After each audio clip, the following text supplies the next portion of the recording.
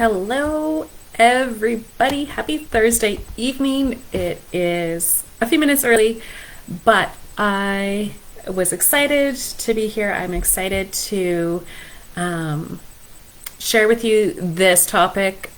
Part of the reason, and I'm going to kind of talk about it tonight as well, but I personally had an experience just last week where I felt like I hit a wall. There was so much stuff going on in my corporate world with work. This was a busy time of year for me. And I was like, literally, I was talking to somebody tonight and how I had one brain cell left, I think. And I literally came in and I didn't turn on my lights. I didn't do anything, but I'll talk more about that as we go into it. But the reason I thought, you know what, if I'm feeling this, if I'm going through this, I'm almost certain that there's people within this group who would truly benefit from this. And I talked about this actually, this exact topic, probably, I want to say 2 years ago, almost to the date. So if that doesn't tell you how it's the time of the year where people do start to feel down. Now, we've been fortunate this last week, or this last few days of having absolutely gorgeous weather, but we had just come through a really cold snap if you were here in Saskatchewan. And so it can really take a toll on our minds, on our bodies, especially if we have days on end with no sunshine and we can't get out and enjoy the nature. It does play a huge toll on our mental wellness as well. So I thought, you know what, this is really timely. I'm sure that there's others within this group who could really benefit from this. So I wanted to just jump in and share this topic. So if you were jumping in and watching this live with me, I would love to say hello, just comment, hi, let me know where you're tuning in from. If you are watching the replay, then just put hashtag replay so that I know that you've had a chance to take a look at this as well. One of the things that a mentor had shared with me a little while back was anytime your soul feels overwhelmed with anxiety, that's usually the universe telling you that your next breakthrough is around the corner.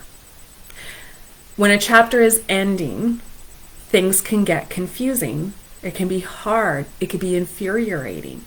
And that's why you have to remain high-spirited, grateful, and focused throughout your journey, wherever you are on your journey. And to really try hard to not let the negative energy have a chance to linger around, not even for a second. And of course, we can't all just live with rose-colored, shaded sunglasses. There's going to be hard days. There's going to be things that come up and cause us to have some discomfort, right? And when that happens, there's two roads that you can take. One that repeats the same cycles that you're currently experiencing, right? The negative, the hard, the struggles, the frustration. Or one that throws you into a world of new beginnings. Whatever it is that you decide, you need to let your intuition guide you and your faith inspire you. And then you're getting closer to greatness each day by doing so. And so like I was talking about earlier, there was one day last week I came home from work. It's super crazy busy. I work in the financial industry, so it's very busy time, RSP season. Everybody's wanting to get their investments in for 2023 taxes. And I had a crazy busy week, a busy day. I think it was a Thursday evening, and I came home and literally had nothing left. I couldn't even muster up the energy to even make supper. I literally plunked my butt down on the couch. I didn't turn on the TV. I didn't turn on the lights. I didn't even have my phone with me. I literally plunked my butt on the couch, and I sat there literally for, I want to say, almost 2 hours. Of course, it gets dark here early. I realized that, all of a sudden I'm sitting here in the dark with nothing on. I mean, I have my clothes on, but with no electronics on, no nothing. And I had sat there just focusing on my breathing. I didn't even really have any thoughts. It wasn't even like it was a bad day in sense of something bad had happened. It was just I had given all my energy out. that day. And I just sat in the silence and the nothingness. And then after about 2 hours, I got up, I washed my face, brushed my teeth, crawled into bed. And I slept the most amazing sleep. I woke up the next morning and I was completely refreshed. Why? It's because I had allowed myself to literally pause. I didn't flood myself with streaming on the devices. I didn't have, the TV going and loud noises. I literally allowed myself to just pause. I wonder, have you ever found yourself maybe trying to make a decision on something, or maybe you were trying to work towards a goal and you're doing all of these things and you're constantly go, go, go, go, go, and you're feeling frustrated because you can't get your head straight and you can't stay focused? Or have you ever tried to remember something, like the name of a restaurant that you went to, maybe that had an amazing dish, and the name is just completely gone from your mind? And then all of a sudden, a day or two later, or for myself, the middle of the night, it hits you, right? You remember what it was. The reason for this is that the answers that we are seeking, they will never come when our mind is busy. They come when our mind is still. And the one thing that we have every single one of us have gotten really good at is setting really high expectations on ourselves, and then in turn, setting those high expectations on others around us. And because of that, our expectations, right? Because of our expectations, what we end up doing is we end up bringing our past into our present. And then we're constantly creating our future that looks exactly like our past, right? And we wonder, why? Why does this keep happening? And if we were to play a little game, and if you've ever taken the Clarity Catalyst program with me, you would have been challenged to do this. So it's a little game of having no expectations. So when we play this game of having no expectations, what we do is we give space for people in our life to arrive differently. We know that our thoughts are creating our reality. Right? Our thoughts are creating our world around us. So how does that relate to the thoughts that we're thinking about our loved ones when we're setting these high expectations on them?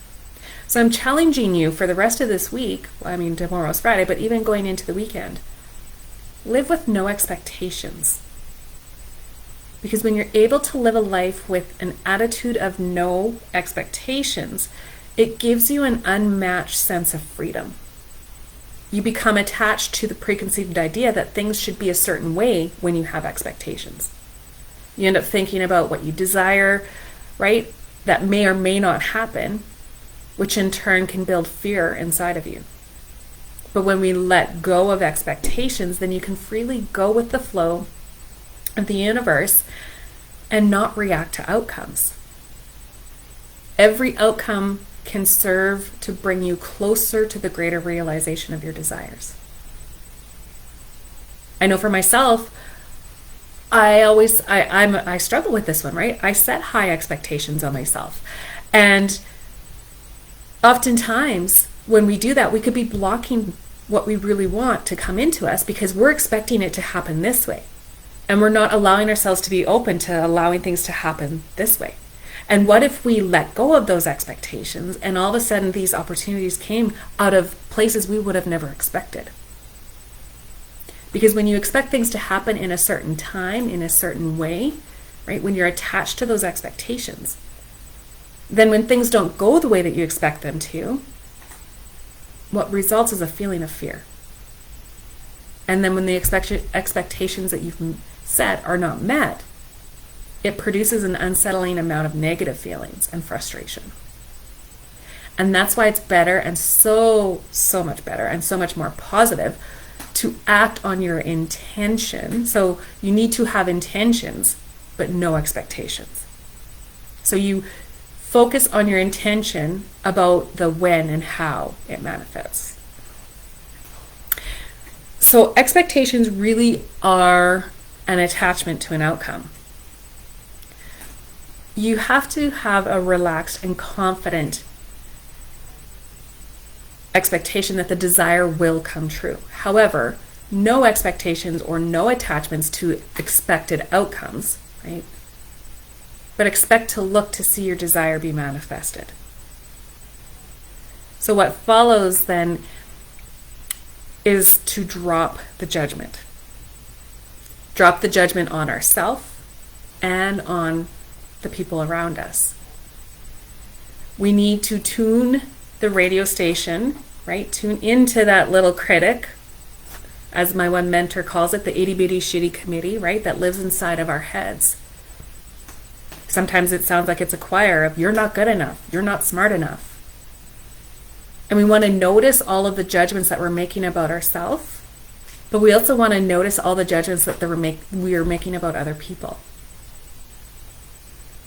Because the thing of it is, ladies, is that we are all born enough. We've always been enough, but we lose that truth somewhere along the way. And I'm not sure, right, when depending on things that happens in people's lives around us, right? But sometimes I think it's probably around middle school years that's when we really become aware of ourselves and others and how we might look differently or act differently. And then we start comparing ourselves and we want to fit in, or we begin feeling like an outsider if we don't. And then that's when we start this journey of trying to prove that we're good enough, right? We're as good as someone else. So the antidote then is when one of these little critics or bullies comes up, what you want to do is you want to stop and notice. I want you to just simply get curious and ask, what is the origin of this judgment? Right? This little voice of judgment is saying that you're not good enough. And what you are doing as the objective witness or as the observer is saying, who said that to you? Where did that belief system come from? And then you're going to kind of scan past scan in your life and you're going to think about it, right? Curiosity is the antidote to judgments. So you're getting curious. You're no longer judging yourself. And then what happens? Right? You become the interruption. You're getting curious about what is the origin of that judgment. And you may not have ever had somebody ever actually say that you're not good enough or that you're not lovable. Nobody may have ever spoken those words to you, but maybe it was an event that occurred. Imagine there's this little person, right? A little 5-year-old. I got a mom and a dad. Dad leaves and never comes back, never calls, he's just gone. What do you think that this 5-year-old is going to make up about dad leaving? Possibly, I'm unlovable, I'm not good enough, I'm not anything, right? That's what this 5-year-old is only capable of making up about themselves. This 5-year-old now turns into a 35-year-old. But since she's not conscious of this belief system because she's just been on this hamster wheel and running through life and, the go, go, go of everything.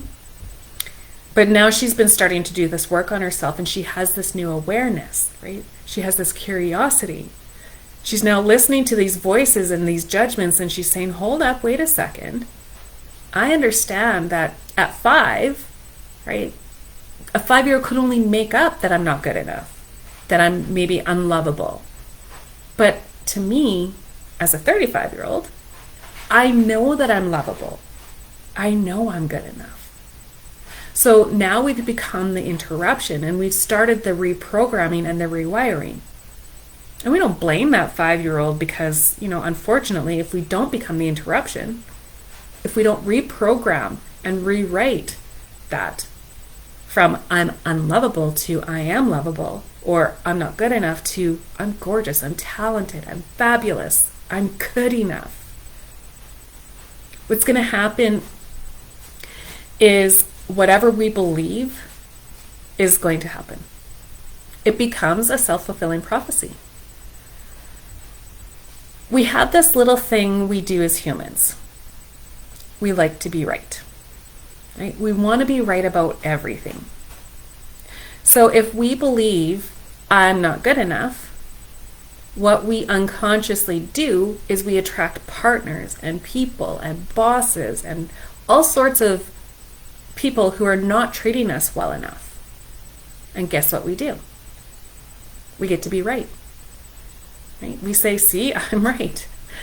He said I wasn't good enough. She said I wasn't good enough. And they're treating me like shit.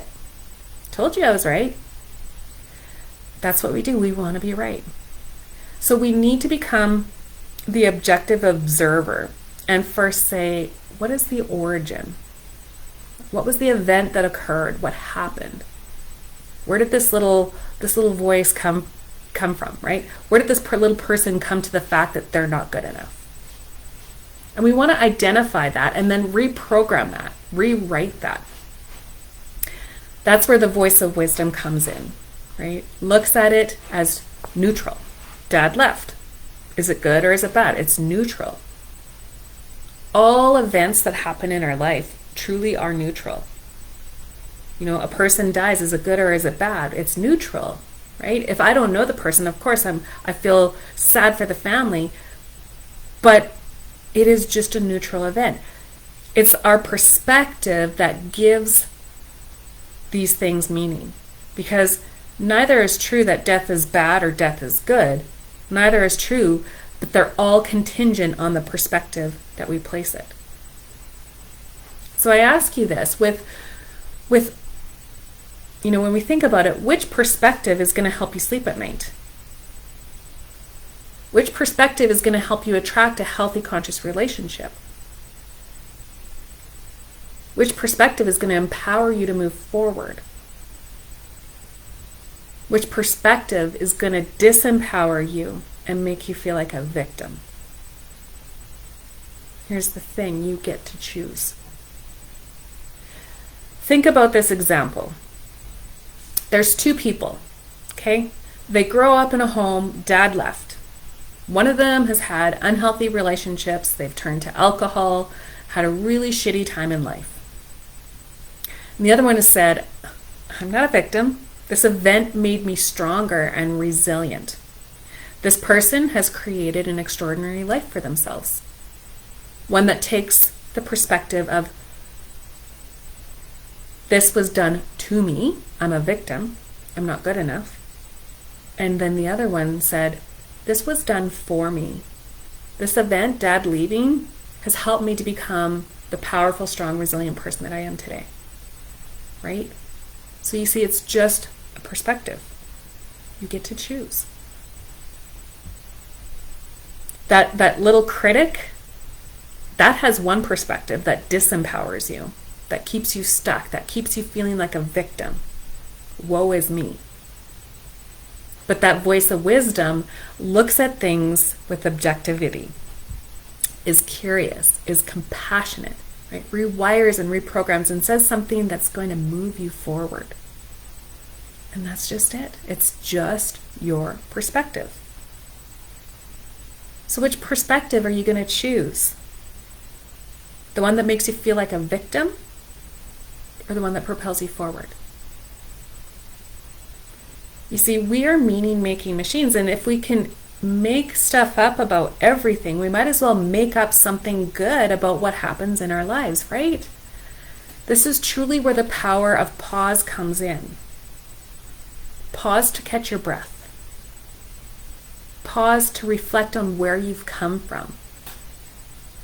Pause to reflect on how much you've grown already.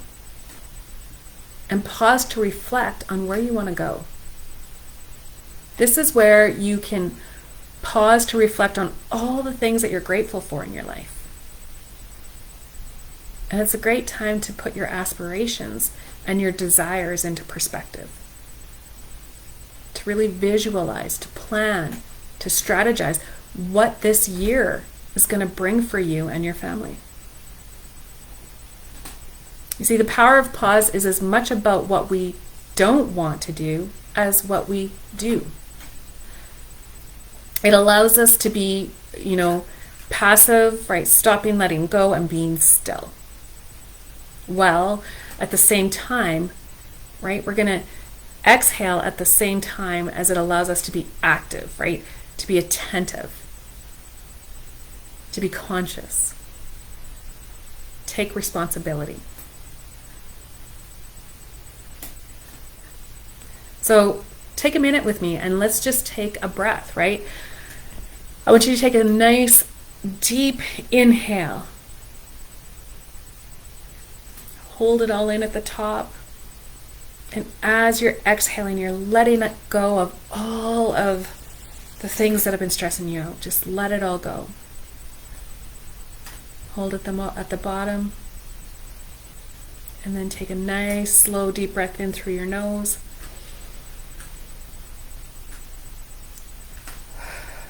Let it all out. And now it's time to check in and ask ourselves, how can I make the significant changes that I want in my world and stick to it? Live through it. Manage it. Remember it. And most of all, enjoy it so it benefits us all. The answer? Commitment to the vision. Responsibility to the plans. And repetition of strategy. Commitment to the vision, responsibility to the plans, and repetition of strategy. Right? Being in the present moment and consistently committing to working the model will enable you to embrace and make the significant changes this year and in your lifetime. But you have to take action. Take action today by letting go of the old and embracing the new. So I want to share 20 tips for living a mindful and mindfully filled life and truly embracing the power of pause. Number 1, slow down and just breathe. So just like we did a minute ago, just taking a moment to just take a couple of really slow, deep breaths in and slow exhales out. Doing 10 breaths just like that is just 2 minutes of your time. That's it. You can find 2 minutes throughout your day. Number 2 is enjoy every small thing.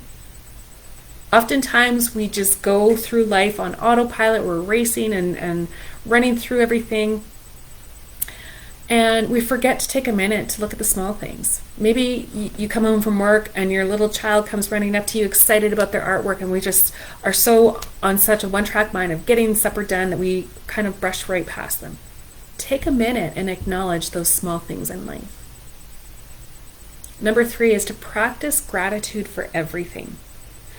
Even on the hardest, most difficult days, there's still something to be grateful for. When we can take ourselves out of the negative and just think of one positive thing, it has a major effect on the remainder of our day. Number 4 is to don't be so hard on yourself.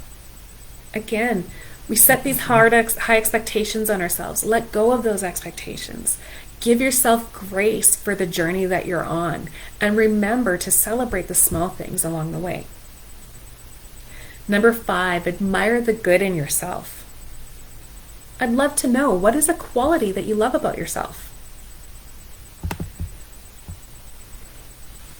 Number 6, let negative emotions happen and then allow them to wash away. You know, I used to think that it was a bad thing to allow our emotions to come through, and I would always try to bottle them and shove them down and hold them down. But I'm sure if you've tried it in the past, like myself, you have had things just all of a sudden explode at some point. You can only hold things in for so long, and then they come out in some way, shape, or form, and often not in the ways that we want them to. So allow yourself to feel those negative emotions and then let them go. Number 7 is to love yourself more with no strings attached. No matter where you are on your journey, love yourself. I challenge you after this call, go into your bathroom, look yourself in the mirror, and tell yourself, I love you. Thank you for going through this life with me. Thank you for showing up for me every day. Because no matter what, our bodies is there for us. It's doing the thing. No matter how good or how bad we treat it, it's still there for us. Love yourself a little more. No strings attached. Number 8, do the things that you like to do and do them often. Especially right now, it's beautiful weather for us where we are right now. So get outside and enjoy that weather. Get out and play with your kids, play with your dogs, whatever it is. Do the thing that you like and do it often. Number 9, take time for yourself. I know you might be a busy mom, you might have a crazy career, you might be building business, whatever it is, you still have to take some time for yourself. Whether it's buying out 20 minutes at the end of the day, getting up a little bit earlier, taking some time in the morning before the kids get up, buy out that time for yourself. It is really important.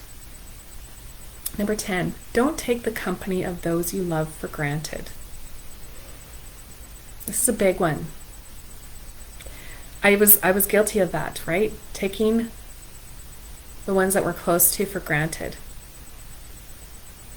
And cherish the people that you're with, because tomorrow's not promised for anybody. Number 11 is to let go of fear for the future. No matter what, things are going to happen. So live in the moment. Don't allow fear of what could happen in the future paralyze you or stop you from enjoying what is going on right now. And number 12, release the past. Stop bringing yesterday into today. Yesterday's done. It's behind us. We only have right now. Number 13, and this is a big one, and for some people it could be very hard, but it's imperative, and that is to forgive yourself. Don't hold regrets, right? Anything that has happened in our life, there should be no regrets. Maybe we wouldn't go back and do the same thing again, but there shouldn't be regrets, right? Anything that we've done in the past, there's lessons that we've learned from it. So forgive yourself. Number 14 is eat things with intention that are good for you, but don't beat yourself up on the occasion that you do maybe indulge, right? It's okay to have that little treat once in a while. When, the 80-20 rule, right? 80% of the time you're eating good with, a little bit of 20% of the room where maybe you are allowing yourselves to have something sweet. Number 15 is to do something physical. If you are new to working out or into the fitness routine of things, then just get out and go for a walk. Do some stretches before bed. Intentionally move your body every single day. Number 16, live authentically. Be you. Stop trying to be somebody else. Don't compare yourself to people on social media. Just be you, because guess what? You are good enough, you are smart enough, and god darn it, you are beautiful enough. Number 17, meditate. Sitting silently and just being with yourself is so good for you. Some people struggle with meditation, right? There's many different ways that you can do it. And there's no, not necessarily a right or a wrong way. It's what feels good to you. But there are many, many ways that you can do this. And I encourage you to try it out. Maybe you tried it in the past and you didn't like it. Well, try it again. There could be something now, something that's changed that you may like it again. Number 18 is to focus only on one task at a time. Now, for some of you multitaskers out there, you're going to be like, I'll never get anything done. But that's proven to show that we actually will get more done in a day when we focus on one task, completing that task fully, and then moving on to the next, than by multitasking. Number 19 is to listen and observe more. Next time you're in a conversation with somebody, see if you can spend more time listening than talking. And number 20, allow yourself to just be and find joy in the present moment. So I want to just give a heartfelt thank you for showing up for you tonight, or when you're listening to the replay, so that you can learn how to use the power of pause to help you get clear and get committed to taking action in your life. And I want to just take just a minute here to share with you some exciting ways that you can take action and work with me as you take your journey back to you. So for those of you who are ready to take action, I have an opportunity to take this further and deeper to truly connect back to you. And I'm launching a Mindfulness Mastery Challenge on this coming Monday, February 5th. It's a 6-week challenge where each week we're going to help you become aware of what's happening moment by moment in your life, where you're going to learn how to notice your thoughts, your feelings, bodily sensations, and surroundings in a gentle, non-judgmental way. So why I was so passionate about this challenge is because there's so many benefits to living a mindful life. So some of the benefits includes being able to relieve stress, right? And improve memory and focus. It'll also help you to ease chronic pain. It'll help you to lower your blood pressure. It'll help reduce depression and anxiety. Living a mindful life can improve your sleep and enhance your well-being. And each week we're going to look at a different challenge or technique, right, to being mindful and how you can build this into your everyday life, even if you have a busy life. These challenges are going to easily come into your life without a huge amount of effort. We're going to be able to just get you going on this. So week 1, we're going to be talking about mindful eating. Week 2, we're going to look at some breath work. Week 3, we're going to talk about creating a bedtime routine. Week 4, mindful walks. Week 5 is on reading, and week 6 is on affirmations.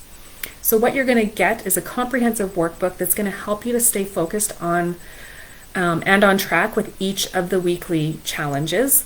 There's going to be weekly group calls to be able to help you understand each week's challenge, as well as to be able to main support and keep you accountable to staying committed for this.